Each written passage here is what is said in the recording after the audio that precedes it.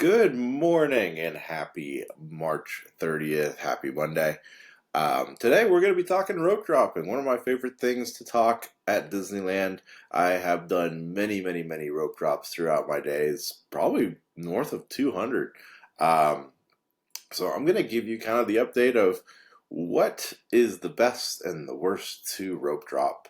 So we'll just kind of go in a circle around the park and yeah, I'll just kind of analyze it and go through it. So we'll start in let's start in Adventureland, and we'll just go ride by ride, or attraction by attraction.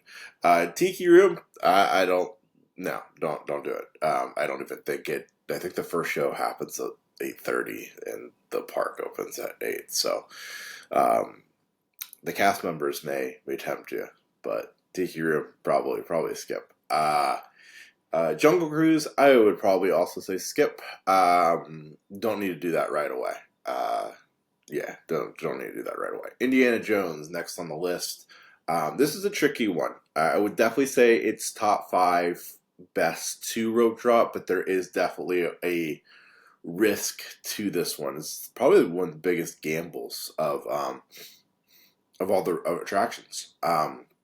And the main reason being it's down a lot. So you may gear up to like try and go get on it, but like I would say like 25% of the time it's down at the morning. There's gonna be a big rush for that one, but it's worth it if you're able to get to it. But do know that there is a risk to it. But I would definitely put it in the top five. It is a fantastic attraction that has a big line throughout the rest of the day, and it's a good day. It's a good one to really get you going. Um, so Indiana Jones top five, but there is a risk to it because it doesn't always run in the morning. It's a lot of down with that ride. You know. Um, Pirates of the Caribbean would be the next one up. And this is one that I think is actually one of the worst ones to rope drop. There's quite a few people that do rope drop it, but like it is a queue that throughout the morning moves very quickly, and at night, same thing. So there's no real rush. And then on top of it, it's such a long attraction that like it kind of messes your morning up a little bit. Like the best case scenario is you'll get on it and then get off at like 8:20, 8:30. At that point, other rides are going to be kind of loaded up. So it kind of messes up your morning a little bit because it's a longer attraction. Um, so you can't, like, really take advantage of the low crowds. Um, I kind of suggest, catching Pirates if you want to do it early, do it around, 9:30. There'll be like a 10-minute wait, which is not bad on most days. Um, and then I greatly encourage doing Pirates later at night. Um, around like Fantasmic time, fireworks time. It's just no one's ever in line for it. So Pirates, not as much of a rope drop for me. I highly discourage it, actually. Let's continue moving around to New Orleans or through New Orleans Square. Um, we got Haunted Mansion. Haunted Mansion, kind of same deal. I wouldn't really recommend rope dropping it. It does pick up a line, don't get me wrong, but I wouldn't really rope drop that one. Now, let me say on the flip side here, um, Haunted Mansion Holiday, which happens, around the holidays, that is rope drop worthy. And the main reason for that is because the line gets crazy throughout the whole day. So I would actually encourage rope dropping that during the holidays, but normal Haunted Mansion, not as much. It's kind of the same thing as Pirates. You can kind of get on it later in the day, later in the night, and not have too bad of a wait. Um, but the holiday version always has a bad line. So rope dropping holiday, worth it. Let's continue to go around into the bayou. Tiana's. I mean, I loved rope dropping Tiana's, but I'm crazy. Um, unless you really want to get wet at 8 in the morning, it's a no. So I'll just leave it at that. Winnie the Pooh has no line. Probably don't rope drop that one. Let's go into Star Wars, Galaxy's Edge, Rise of the Resistance. Probably the most popular to rope drop, honestly. Definitely worth it. And the great thing about it is at rope drop, which I don't even know if I explained rope drop. Rope drop is being there right at the beginning of the park, right when the park opens. Man, I should have done that 5 minutes ago. Oops, my bad. There is no notes. I just go off the top of my head. Rise of Resistance, one of the greatest things about Rise of Resistance is the cast members are very well aware of the fact this is a very popular attraction. And at rope drop, they will say, yes, this ride is running. No, this ride will not be running. They get kind of the information as we get closer and closer to 8 o'clock. It's the only ride that really has that. So you could pivot if it needs to happen. Yeah, you can pivot if it needs to happen. If it's open, it's just going to be a mad rush to get to there.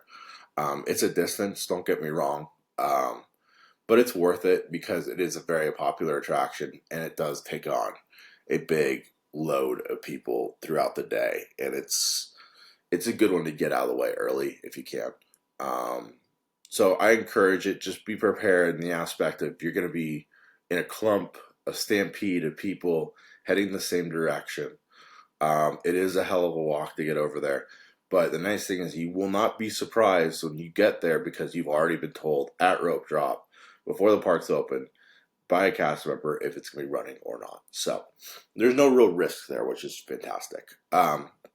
Smuggler's Run, other Star Wars attraction up there. Don't do it.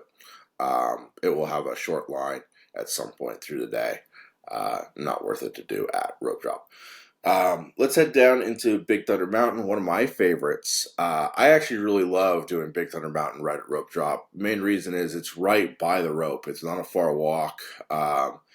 It's not necessarily like a crazy popular one right in the morning, but the great thing about it is you get on, you get off, and it puts you in a great spot to pick up like Haunted Mansion right after. Potentially Indiana Jones, potentially going to Smuggler's Run, potentially going to Fantasyland. It's just in a great location that you can get on and off. Great ride. That does have a line throughout the day. And you can pick up great rides right after it. So Big Thunder Mountain, one of my favorites actually rope drop, due to location and being a great thrill ride. That's one of the top ones for me. Let's head into Fantasyland, and I'm going to kind of group Fantasyland as a whole. Unless you have little kids, not a whole lot rope drop worthy, in my opinion. I will highlight a couple, though, really quick. Peter Pan is one I'll separate greatly. Peter Pan's one of the best rope drops, and the reason for that, Peter Pan's line is horrible the whole day. And you can get on it if you go directly to the castle and get on it right away. It's a good rope drop. You got to be in the front group, though. If you're even like a few minutes behind, you're already too late. You got to be right on top of your rope. You gotta be in that first group and like really like pushing and really moving through the castle because everyone's heading that way. So if you're in the first grouping, fantastic, great. You're right on the rope. You're moving quick. That's a good one. But if you're even just a little bit behind, it might be already too late on that one. And it's got the same problem it has all day, which it only has 2 people per ship. So it just doesn't take very many people. So if you're in the front, great. If you're not, this is going to be a tough one. Storybook, I like in the morning. I wouldn't say it's necessarily rope drop worthy, but it is a beautiful ride in the morning with the sun rising and everything like that. I don't know if it's rope drop worthy, but great to do in the morning. Alice in Wonderland, kind of back and forth on that one. Probably not rope drop worthy, but good to do in the morning. Matterhorn, another one. You know, you can definitely rope drop it. I've only rope dropped it like one or two times in my life. But overall, the Matterhorn stays mellow-ish in the morning. So it's not necessarily, and definitely in the afternoon, it does get busy. So if you do rope drop it, it's not a bad play because it's in a good spot for sure for you to pick up a lot of rides right afterwards. Um, it's not a bad one. It's definitely not a bad one. Not my top. It probably is just outside the top five for me. Maybe in like that 6 to 8 range. But it's overall not a bad one to do if you're gonna do it. Yeah, it's not bad. I'll leave it at that. Not the best, but not bad because that line at afternoon after 11 o'clock, you get pretty abysmal, honestly. So it will definitely wake you up. Definitely. The rest of Fantasyland, kind of going through it, like Teacups, um, Toad, Snow White, Pinocchio, Dumbo. They're all gonna have fairly short lines up until about, I don't know, 9:30, 10. So they're easy to get on. I wouldn't necessarily say rope drop it. But if you do like Peter Pan or Matterhorn or Alice, right off the beginning, you just kind of pick up all these rides. They kind of clump all together and you can get a lot done before, 9:30. That's even Dumbo throwing it in there. Um, you can get a lot of these rides done. So that's kind of the big plus about doing Peter Pan or like a Storybook or an Alice or a, Matterhorn. You're kind of clumping them all together. First ride's the most important, probably those four. But the cool thing is, and definitely the 1, 2 most busy will be Peter Pan and Matterhorn there. So start with one of those two, and then you can probably, get 5, 6 rides done or after that in the next 90 minutes, probably pretty easily, unless the day is crazy busy. I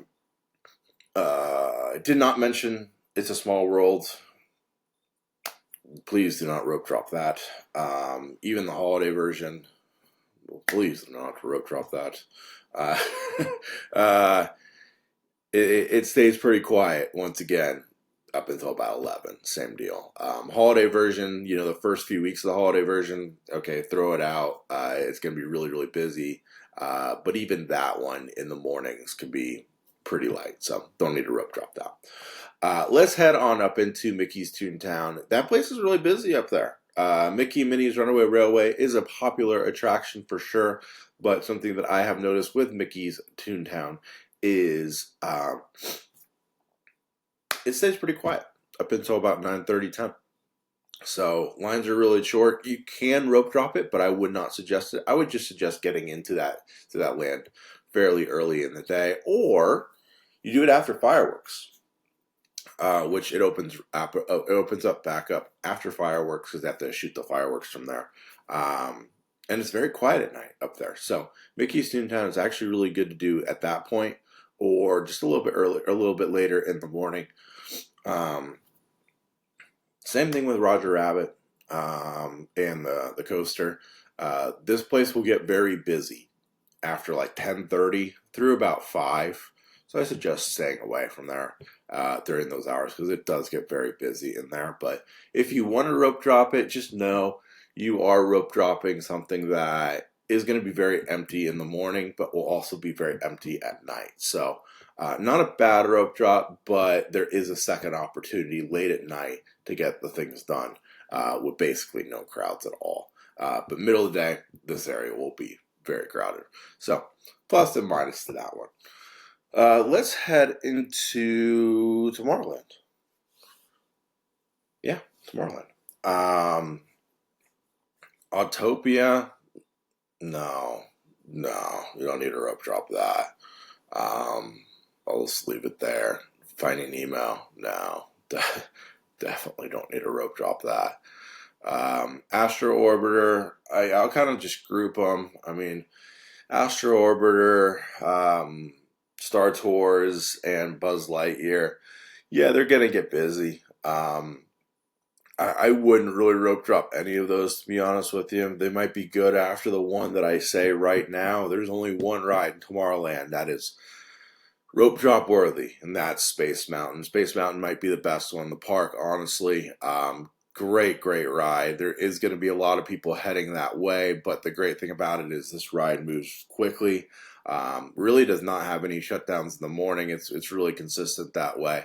But yeah, it's personally one of my favorites. I think it's one of the best ones because you could pick up so much stuff in Tomorrowland right afterwards. You know, do that, do Star Tours, do Buzz. You know, if you're lucky, go pick up Matterhorn and then do like the Fantasyland shoot. Yeah, I really like Space Mountain. I think that's like the top one. So I highly suggest Space Mountain right off the start. And yeah, there will be a lot of people heading your way, but it's not as bad as like Rise. It's not as crazy as like Indiana Jones. It's a little bit more structured, I guess is the best way to put it. Yeah, I think that's the whole run of Disneyland. I think I did it all. Just thinking in my mind, in my head. Did I miss a land? I don't think so. Yeah, can't rope drop Mr. Lincoln. Well, I think that's all. And then, yeah, you can always rope drop food. That's always fun too. And there's a lot of people that rope drop merch because they love eBay. That's all I got for today, guys. Comment down below, what is your favorite rope drop ride at Disneyland? Let's see what we got. Until tomorrow, thank you so much for being here. We're probably going to talk DCA rope drop tomorrow. Have a great Monday.